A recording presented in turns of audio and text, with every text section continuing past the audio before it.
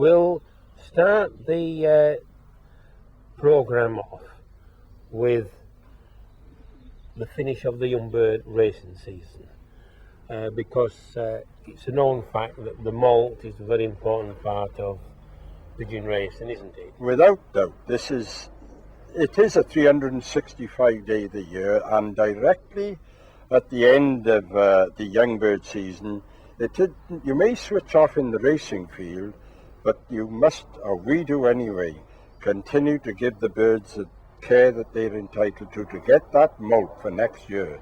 That is so important to us. Right. So we're in the process of the molt, Jack. Do you split your pigeons up? We split the old birds immediately after racing, and then the young birds, yes, they are split at the end of their season, yes. The breeding will finish as soon as the old bird racing's That's finished. what we like. Maybe the odd, if we get a good performance, obviously we will take a late bred, but we don't particularly like late breds. No. What advice could you give us for getting the pigeons through the molt? To have a good molt, Jack? Could you outline what? Well, what we'll do, I will say, right. The molt first. Through the molt, we'll stick to the molt. Start off with that feeding is essential. I like a few oil seeds then, but again, I don't mind that or I will do in fact. I may buy a bottle of peanut oil from Tesco's, a little dash of that, polish the seed. It could be sunflower oil, it could be direct linseed, but I do believe that the oily seeds or of an oil nature does help the feathering. It's got to be bred there first. Yeah. So consequently we give a good diet, which is strong in beans. We are heavy beans anyway. Yeah. And the oil seeds to get the molt underway. Plenty of bath, straightforward water, nothing in it. Nothing in the bath water Nothing in the whatsoever. bath water. Yeah. You feed beans, you said, Jack? Yes. Strongly. Yes. Do you feed any peas as well? Yes, we feed both varieties of peas. British, direct off the farms. That's a green pea. And what are the others? What we call the blue pea, that's isn't it? Is it? The greeny blue pea, Yeah, isn't it? that's it. You know, we've got what you call English maples. The English maples, that's it. That's right. Yes. And will they get any of these peas at the molting period? Oh, yes. That again and that, I like to sprout a few. You sprout? I sprout, I believe that's where they're vitamins, because we don't feed vitamins. You don't add vitamins to the water at all? No, nothing. So basically, I don't suppose you feed anything in the water much? Nothing at all. Nothing at all? Nothing at all. When will you pair the pigeons up? The racers or the breeders first? We'll concentrate on the breeders. When will you pair the breeders up? The breeders will go together at the same time as the majority or whatever we've got in the way of yearlings, because we don't pair up until into mid-February toward March, third week in February. No pigeons is paired until stockbirds, the end of February or the beginning of March. Well, basically. Really, third week, the end of February, yes. Yeah.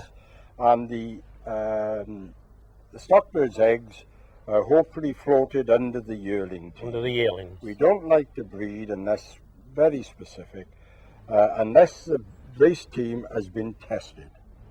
So we want to make this quite clear. No pigeons is bred unless out with proven stockbirds or proven racers. That's something. There's no youngsters. No. The old bird racing team, when will they be? Well, obviously again, they will follow on beginning of March. No, let me get it right. They're laying now. We are talking about the 26th of March. 26th of March. Round about there. These are pigeons that you're concentrating on the 400 or 500 mile That's correct. races. That's correct. So your advice to newcomers or fanciers that's not having as much success as they possibly could is to not pair up too early for the longer distance racing, would you say? That's us. That is That's your system. without doubt, and wouldn't alter it either. No widowwood, Jack. No, we do it. No, old-fashioned. Just natural Natural, racing. as you, yes. Natural racing. Yep. So we'll go into the racing of the old birds, and we'll bring into the old birds as well the yearlings. Right. Will the yearlings start being trained? When will you start training them? Well, as the young birds come away, the weather will be warming up now. Our young birds are in the nest now at this particular date, the 6th of April. They should be paired about, or finished rather, around the middle. Another fortnight will clear them. The yearlings will be going down on eggs, and if the weather is right, we will start training. We don't mind missing the early races. What will your procedure be for training? Will you train the hens first or the cocks? No, I will go into the loft or Clive, of course, and just make the decision. If they're both sitting, we see no reason why the two can't go, because we won't be wanting the eggs. If there's something goes wrong on the day. That's right. Right. So how far will you start the first Well, training, Chuck me? We shouldn't give or take that round about the 15 mile. 15 miles. 15 mile, lift them into that. And will you go will they have one at 15 miles or will they go further? We wouldn't, At the beginning? at the beginning, we wouldn't mind taking them further. It doesn't bother us. Once they've got their youngsters away, the loft exercise emphasizes the fact that they're fit. When you can turn out and they're gone and working well for an hour, I don't mind lifting them then into what we call Hereford, 24-5 miles. 24, 25 miles. Yeah. So we've got these 15-mile chucks and then up to Hereford. Once you've got these chucks in, you'll send them to the races, won't you? Yes. Send them to the races. Will you always race to eggs? No. We don't like driving. You don't like driving? We much prefer eggs, but again in that, not that we need the youngster, but if we have observed the attitude, if you like, or the way that the bird reacts to a youngster, then we will hatch a youngster and try it on a youngster. What type of feed will these races be having, Jack? Well, we will move on shortly now when these birds, that's the yearlings, they will be hopper fed on beans. The hoppers will be down. Hoppers will there, they'll be filled with beans at all times. At all times. At all times. The water is clear water. Water is absolutely clear water. No garlic. No, Nothing fancy. Nothing whatsoever. at all. No.